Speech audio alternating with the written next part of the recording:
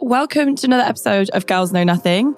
I can't believe it's episode 3 already, and I have Paige as my third guest, straight out of the Love Island villa, I think. And I basically remember the first thing I said to you is how tanned you are compared to me. So I look really pasty already, and it probably doesn't help that I'm wearing white. No, honestly, stop giving yourself so much hate for the tan. I've been in a villa half naked this whole time, so let's give ourselves some credit. Yeah, no, that's actually very true. And having been there myself, I definitely don't envy you. Because I just remember how hot the furniture was and how uncomfortable you sat half the time. No, but how hot is it when you're trying to have dinner in 30-degree heat in that garden? Sweating. Did you not have cover in yours? Just the kitchen. Just that bit of kitchen with no aircon. And wasn't a vibe. Okay, mine was definitely a lot cooler than that. Oh. Sorry to break it to you. Wow. But so I obviously will talk to you about Love Island during the episode, but I don't, I know what it's like to have everyone talk about Love Island all of the time. Yeah. And I want to talk about you and, who you are as a person, because, actually I think you were one of my favourite Islanders from the beginning, just because I know that you had so much about you before going into the show. Oh. And I think it's super important to have that, because when you look at role models leaving Love Island, if that's all they have about them, then for me personally, I just don't really like it. So I love that you had something else before and a career beforehand. So I wanted to talk mostly about that. So obviously you are you were a paramedic, or hopefully will be again. Talk me through the thought process of you wanting to become a paramedic. What was it that made you want to do that? And then talk me through university and things like that. Oh my gosh. So do you know what it is? I went through all of college, all of school, not ever really knowing what I actually wanted to be.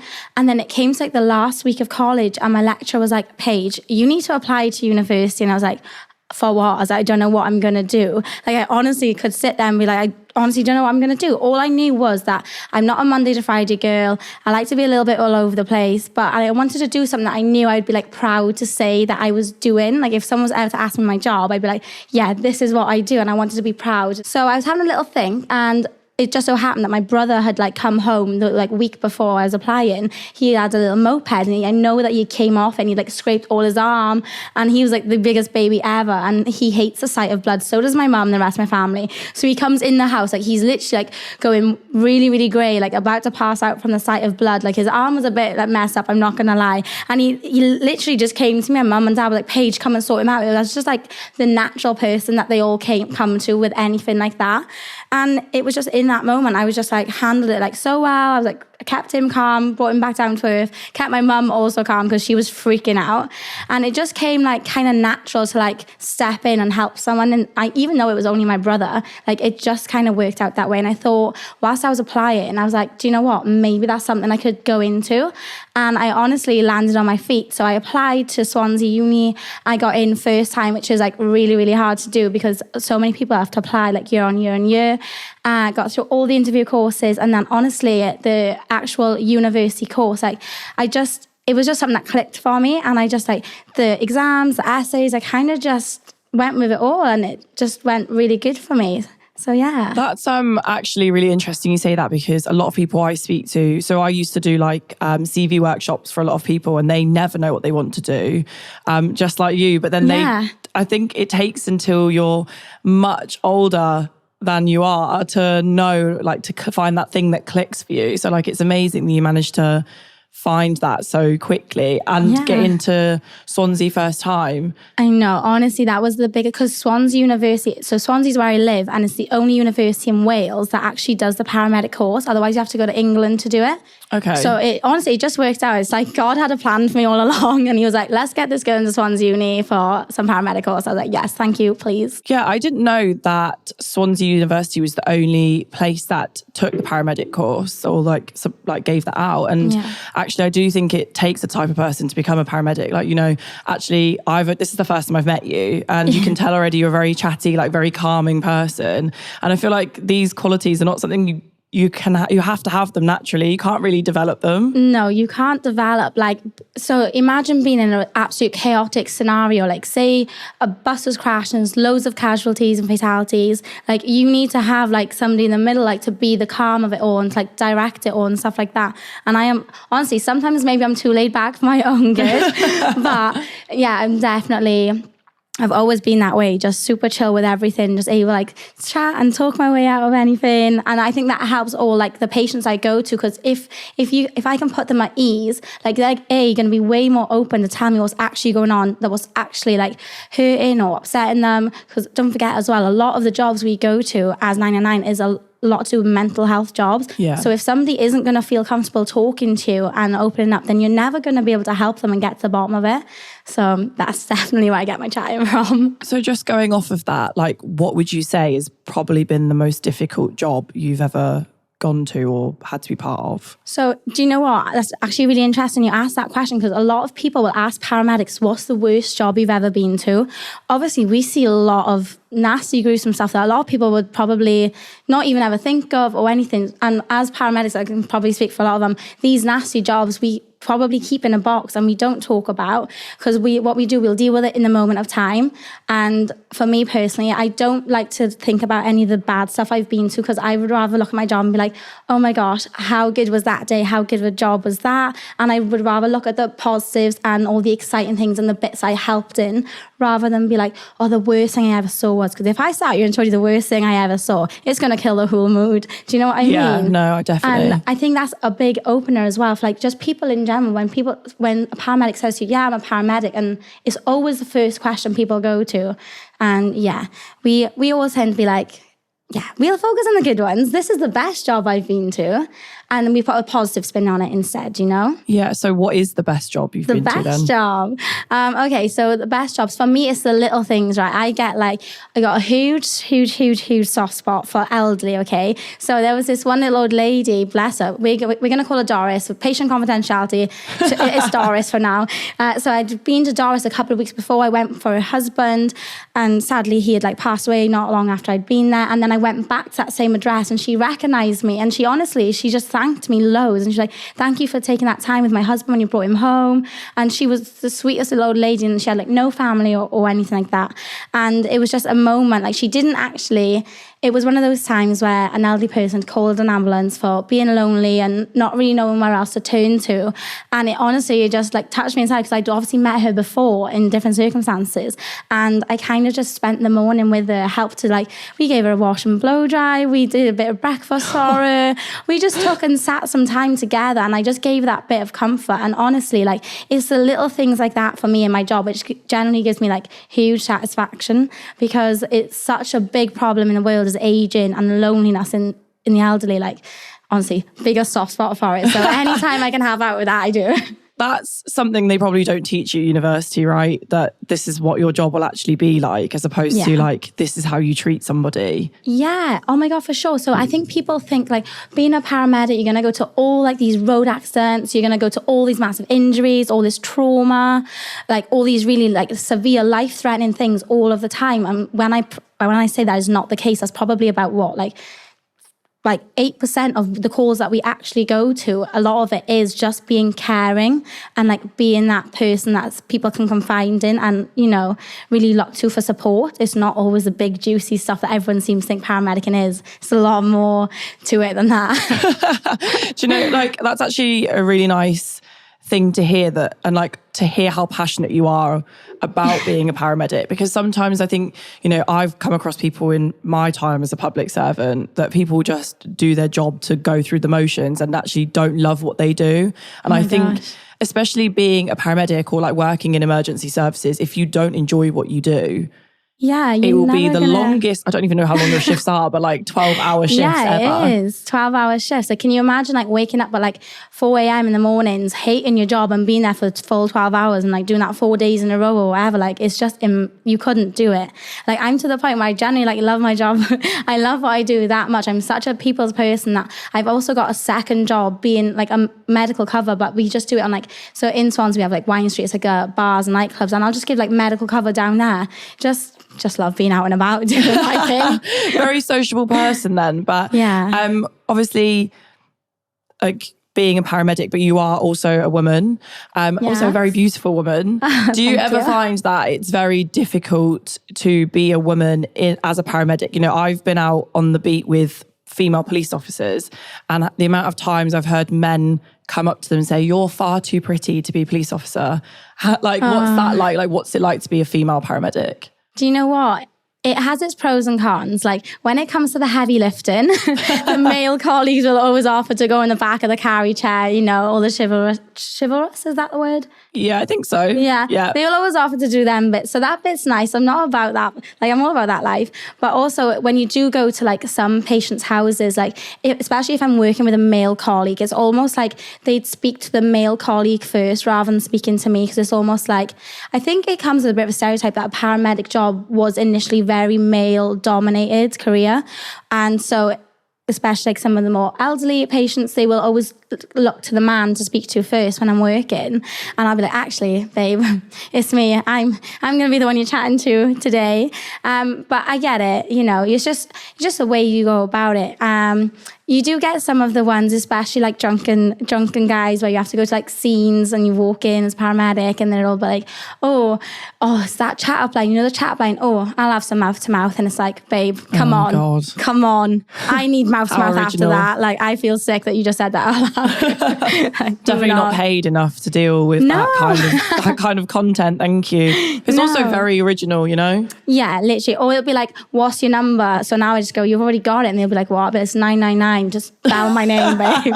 Call 999 and specifically ask for Paige. Yeah. You do come across as a very happy person, and like, you know, you radiate very good energy, but does it ever really just frustrate you that you feel like you're being treated different? Because you are young as well. Yeah. So you have all of these extra things to deal with on top of being a woman. That is exactly it. So not only do I get frustrated sometimes because it is, but she's a girl, like, is she going to manage, or how is she going to cope? Like, for some reason, they all just think I'm super, super emotional. I'm not going to be able to deal with these things. I tell people I'm a paramedic.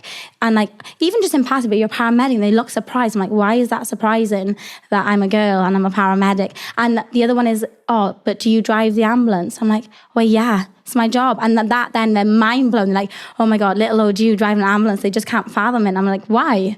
Why can't you get that into your head? Like, I'm a girl, I'm young, and I can do it. Like, why is this a thing? It's like that stereotype about female drivers though, isn't it?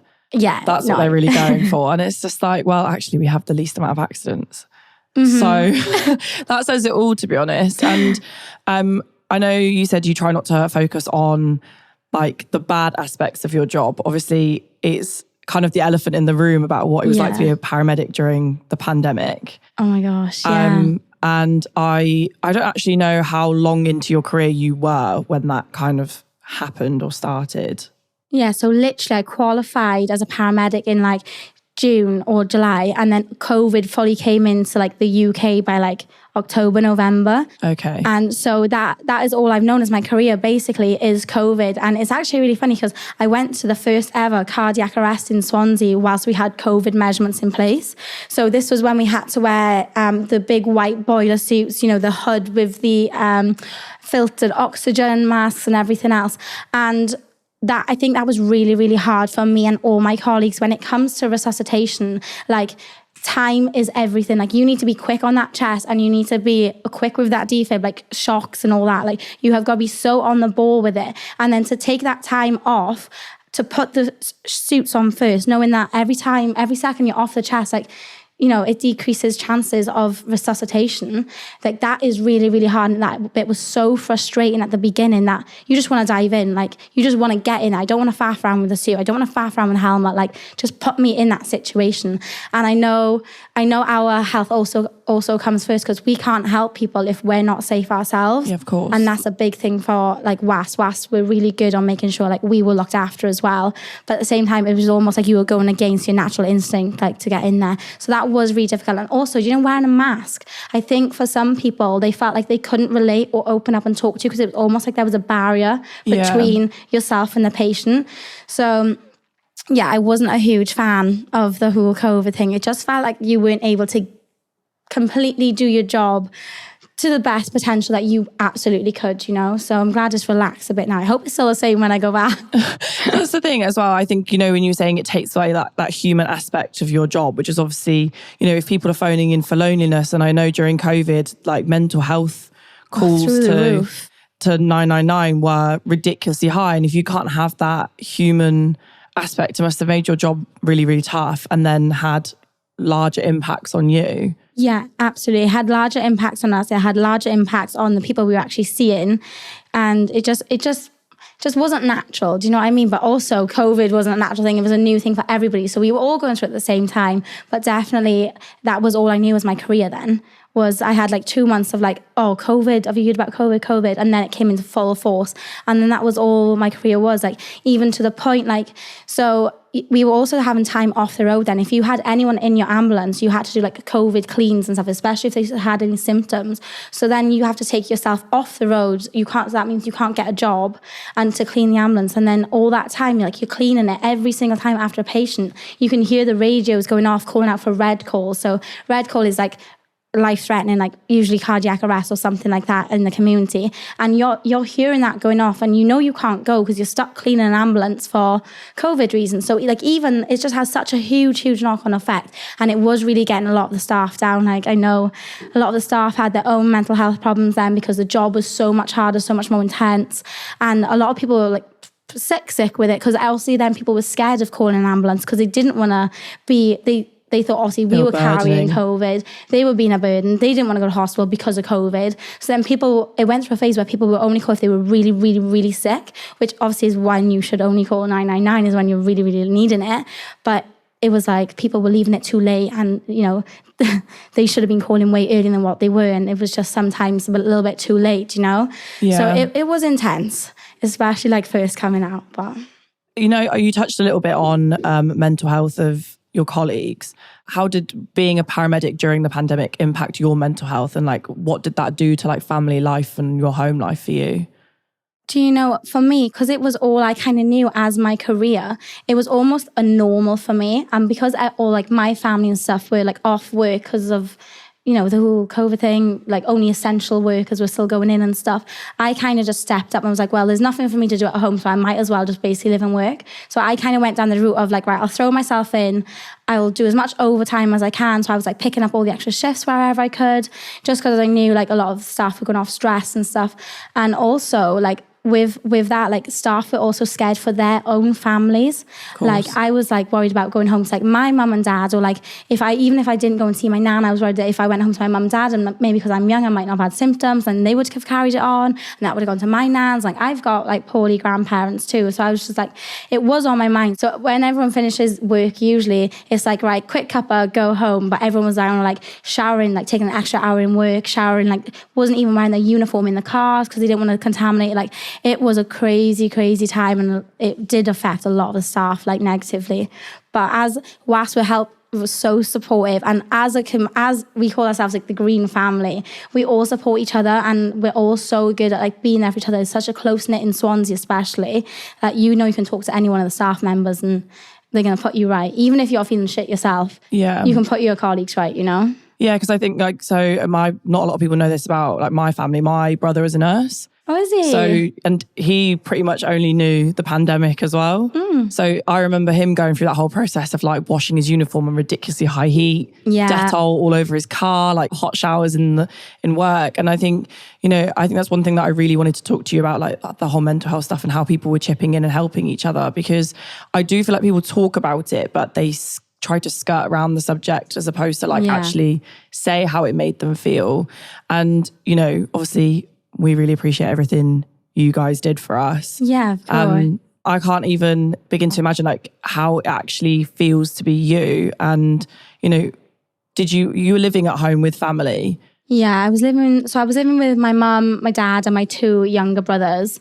And obviously my mum was still like seeing my nan, like, outside of it sort of thing. Yeah. So I was just really like worried about that sort of thing. But at the same time, I knew I was taking all the precautions I could in work. So there was like nothing else I could possibly do than to follow all the rules and the guidelines that work were given. And And I just honestly tried to be like, right, that is what it is. But I also didn't want it to affect like home. I didn't want to be constantly stressed about it because it was always everywhere. It was the topic of every conversation. Obviously, I worked with it all the time. I was like, do you know what? I actually just want to go home and like, cut off from it. Yeah. So I knew as long as I did what I had to do in work, I could go home and just, right, it is what it is. Please, let's not talk about COVID anymore. Like, it's not a thing in the house. Let's just cut off from it. Do you know what I mean? And then I would have my downtime that way with the fam. So like obviously going from mental health as a paramedic, I did say I was going to touch on Love Island. Yeah, and there is a lot of conversations about mental health after like, you know, going into a show like Love Island and then coming off a show. How would you say the mental health struggles you've dealt with are different from Love Island to being a paramedic? Like, do you think being a paramedic set you up in the right way to deal with that? 100%. Like, obviously doing what I do as a paramedic, like I have got to learn to be able to cut off my feelings very quick, very easily, and almost like as if like completely detach and like disassociate from those feelings. Like you kind of have to be able to do that in the paramedic job, otherwise you're going to be an emotional wreck the whole time, which you just can't be. So it definitely set me up in the right way. And especially as well, like I've got a bit of thick skin from being a paramedic. Like we meet some characters in the job, you know, that aren't always too friendly. And you do take the abuse and you do take the assaults and things and the name calling and, you know, the family that are upset or annoyed that you didn't get there sooner and you get all the abuse. And you just got to take a step back and be like, do you know what? This isn't personal. They don't know me. They know that I would do anything I possibly could to help anyone. And that's kind of the way I went into Love Island with the mindset of they can say what they want to say.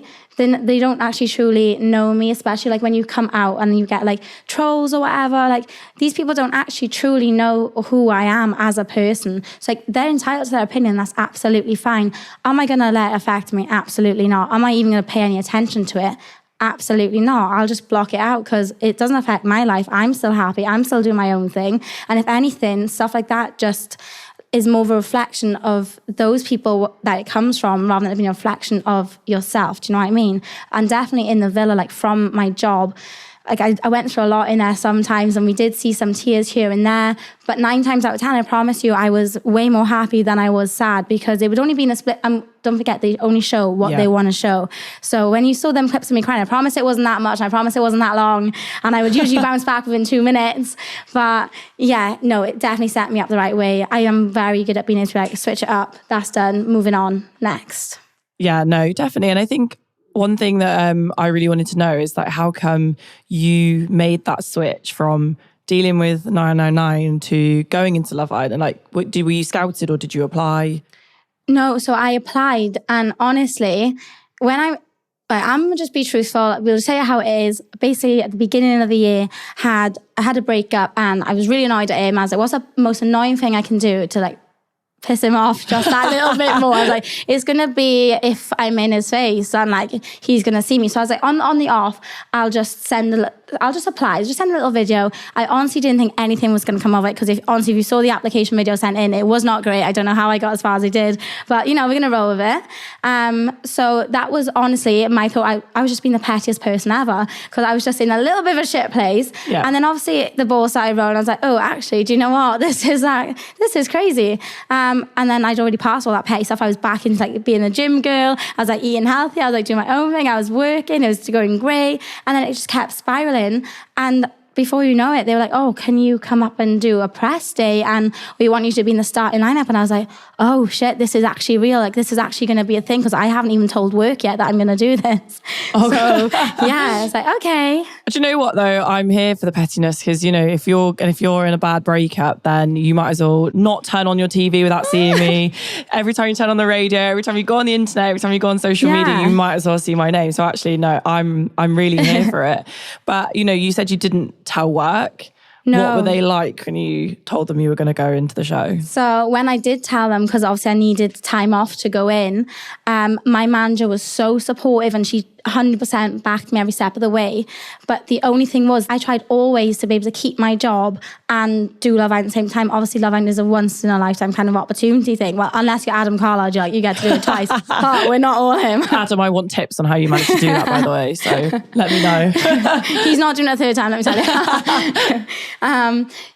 So I was just like, look, sort of my manager, I was like, massive opportunity. I was like, what are we saying? Like, is there any way I can do it? I tried taking all my annual leave. I tried taking unpaid leave. I tried taking a career break. I tried every single avenue possible to be able to keep my job as well as do Love Island. But unfortunately, because paramedics and the ambulance service and NHS in general get such bad like backlash and press about waiting times and not understaffed and all of this, I think from a management perspective where I am, they were like, oh, yes, we want to fully support you, but I think it's not confirmed, but I think they couldn't risk me going in, not knowing me as a person, obviously higher up. They don't know who I was as an individual employee. I think they were worried that if maybe I went in and then it's like, oh, well, the NHS is struggling this much and paramedics are struggling this much, and you've let one take all this time off to go in Love Island, it might have created more bad press and bad backlash that they just didn't need, which I totally understand. So unfortunately, the only option I had was to resign from my job, which I was absolutely devastated about. Like,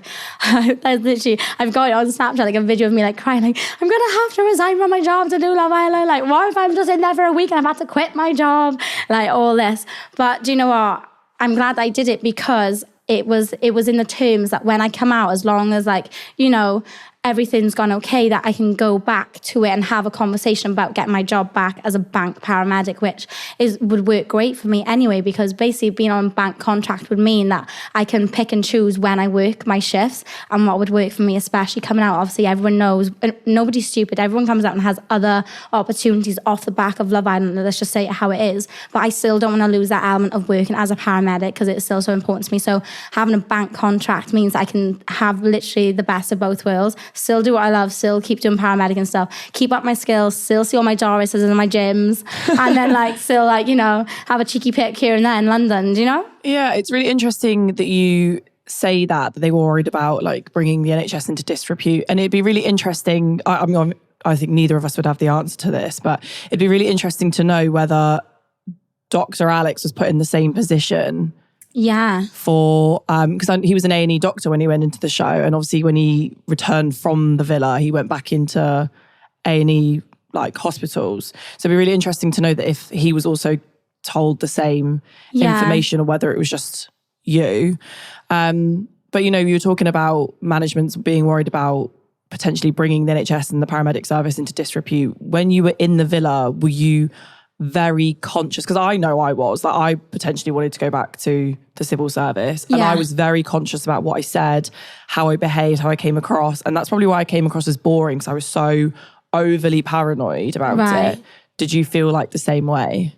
Do you know, at the beginning, so I think looking at the episodes now, like even looking at me in the beginning of the series, I feel like I was very like in a little bit of a shell. I was a bit more quiet, a bit like, oh, let me find my groundings first. Let me find my feet. And then like I definitely got into the swing of things as time went on. So I think it came with, I didn't do anything like that I wouldn't have done anyway. Obviously, it was on my mind to be always respectful anyway. It's just the kind of person I am. I wouldn't want to be anything else anyway. But when it came to like talking about my job or anything like that, I did always keep it very brief. So I think when people are like, what do you do? I'd be like, oh, I'm a paramedic. And then they would also ask all the questions. I'd be like, yeah, I don't really want to talk about it anymore because I don't know what's going to get shown. Do you know what I mean? So I was conscious of just talking about my job in there. But in terms of how I acted, I think there were some times where I probably could have kicked off a little bit more, had a bit more of like a backbone about some things, or had a few more comments here and there. But honestly, I'm not really that person anyway. Like I said, I'm too laid back. I really couldn't care less for all the like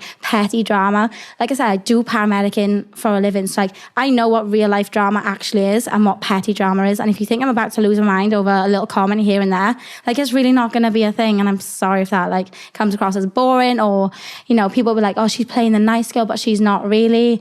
Like, it's not a thing. Like, I just don't care about petty stuff to like have commented on it a bit more. Do you know what I mean? No, I definitely agree. And I think one thing as well is that people that don't understand when they're watching it, they're constantly saying they want more Paiges to be in the show, like people with careers. And then they're like, well, they're not giving us all the drama. And it's like, well, you know, you kind of have to balance real life Paige and Love Island Paige and like work out what is more important to you, because there are people that will quit their jobs and not want to go back to it. So they have to put as much effort into Love Island as physically possible. Yeah.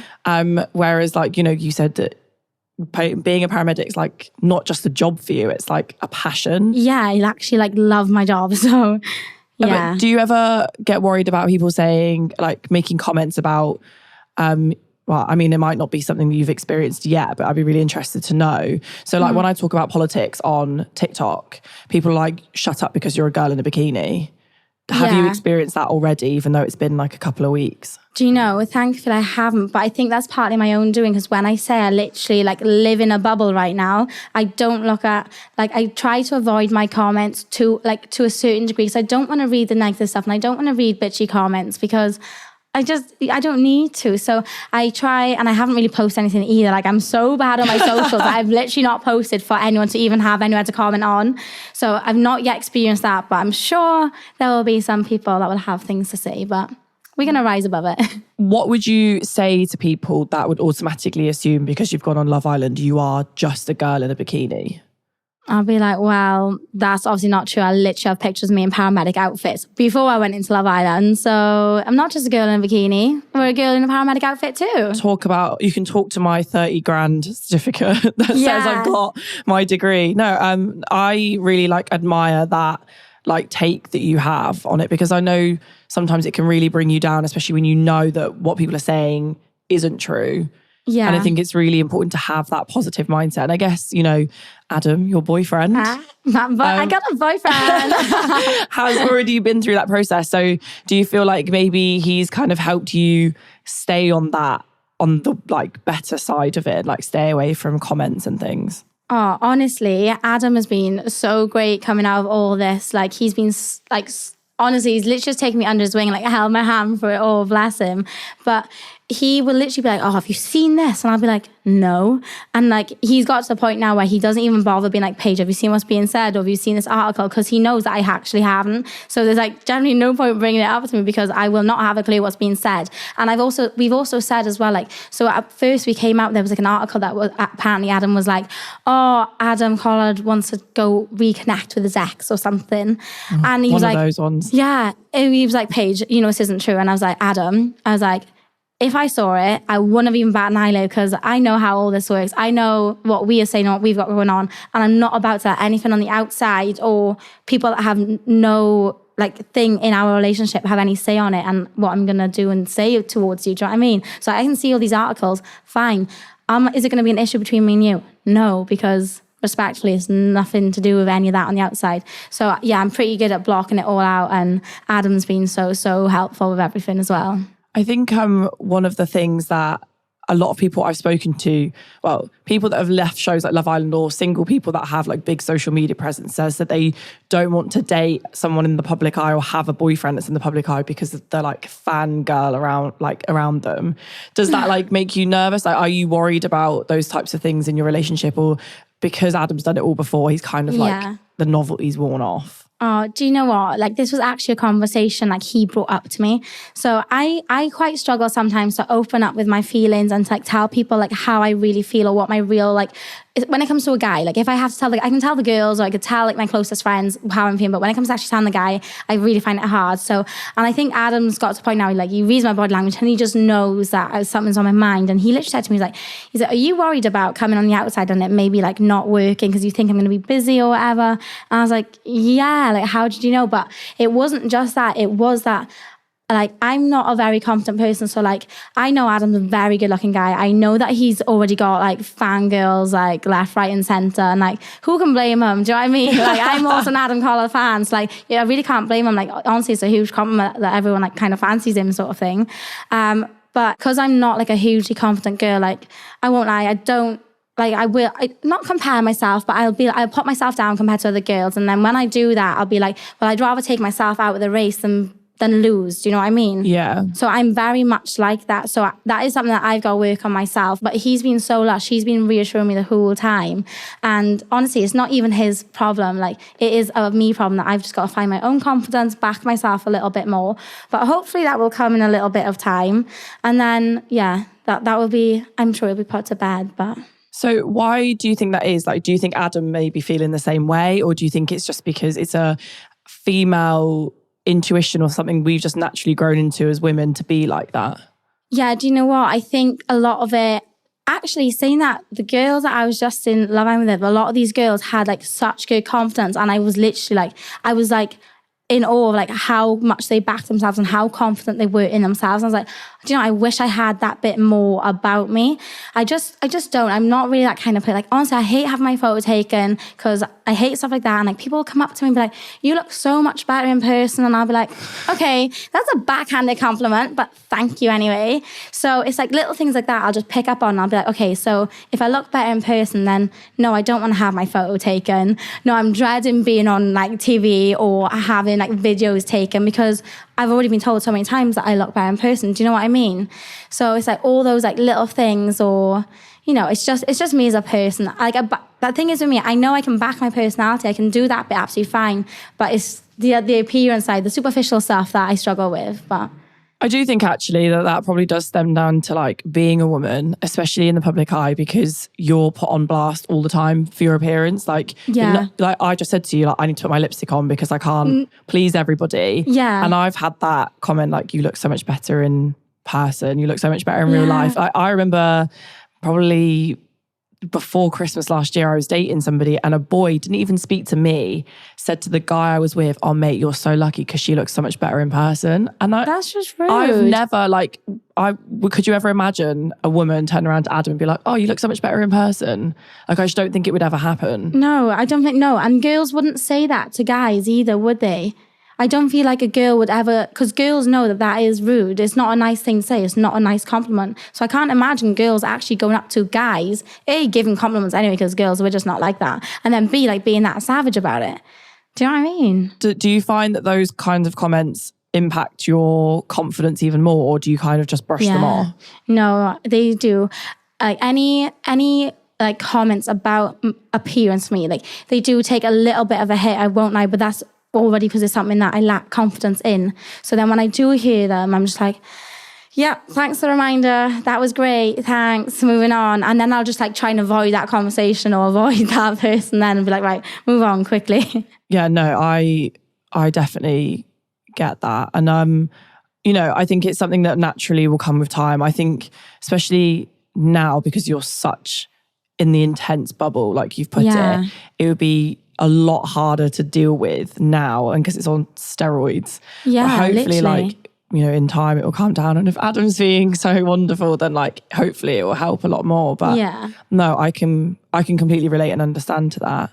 So, you know, throughout this episode, we've talked a lot about your journey as a paramedic, your love for the elderly. So, you know, we've seen so many stories already about Islanders from your series coming out and signing all these big deals, which is amazing. But I really want to know like what your plans are post Love Island. Okay, so first things first, we're going to get my job back. That is a meeting on Monday. We're going to get my job back. That will be great. Hopefully, anyway. Pray for Paige. Here Fingers we go again. Crossed, yeah. Pray for Paige. And then, so what I want to do when I come out, I want it to be meaningful. I want it to be true to myself. And like I said, elderly for me, a huge soft spot, just got too much love from. And you know, like at Christmas time, there's like a campaign, it's like dinner with elderly, like, and loneliness and things like that. I really want to just bridge the gap between youngsters, the elderly, and like try and like stop all this loneliness going on in the world. Because like even youngsters get lonely. Like they can have their phones and social media, but are they truly happy like that? Like, do they actually have human connections and everything else? Because we get so engrossed with the phones. So what I want to do is really bridge the gap between youngsters, elderly, get them together, like little things. Like, can you imagine like how many like people have family and they've had to move away, but they know they've left their mums or nans or granddads in a country that they're not able to get to by themselves, and these people are lonely and they know that they're lonely. And it could be like, I want it to be a thing where they can reach out, drop a name, obviously get the consent of the family member first, and be like, right, what about meeting up and, you know, come around, have a cuppa. I don't know. I'm going to figure out a way to like bridge this gap between youngsters and the elderly. Like, let's decrease loneliness in the world. Like, let's get more human interaction going on, because I think the world has become so phone and social media based now that sometimes you just need a good wake up call and a reality check and be like, chat with this elderly lady, listen to what she has to say, just understand like life from a different perspective and see like how much more life can have to give than just social media. I don't want to be just another social media person. Do you know what I mean? Like the world has so much more to give. so much more. I feel like we should get that as a hashtag trending, pray for Paige, for you to get your paramedic job back. I have so much faith that you will. But for me, that's so amazing to hear that you want to do something different and something new, because I don't actually feel like we've had ever in all of the 8 series an Islander that's so passionate about working with elderly. Yeah. And actually, you know, especially, you know, your experience of being a paramedic during the pandemic, you've seen loneliness so much firsthand.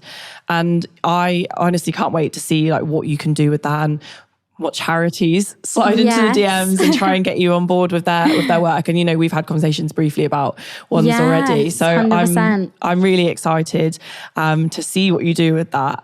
But I have started to ask every guest the same question as like the final question. Okay. And I also am really interested to hear your answer. So the final question is, what would you say to those people that doubt your current success or your future success based on the fact that you're a woman? Baby, you do you and let me do me, boo. We'll see who comes up on top. We'll see who comes up on top. No, that's short and sweet, and I love it. And honestly, I think that, you know, you have a lot going for yourself and just a huge testament to like what you do in the NHS. So I don't doubt that. But thank you very much for being my 3rd guest, and I'm so happy to have had you. Oh, thank you for having me. I've had the best time, honestly. Thank you. No worries.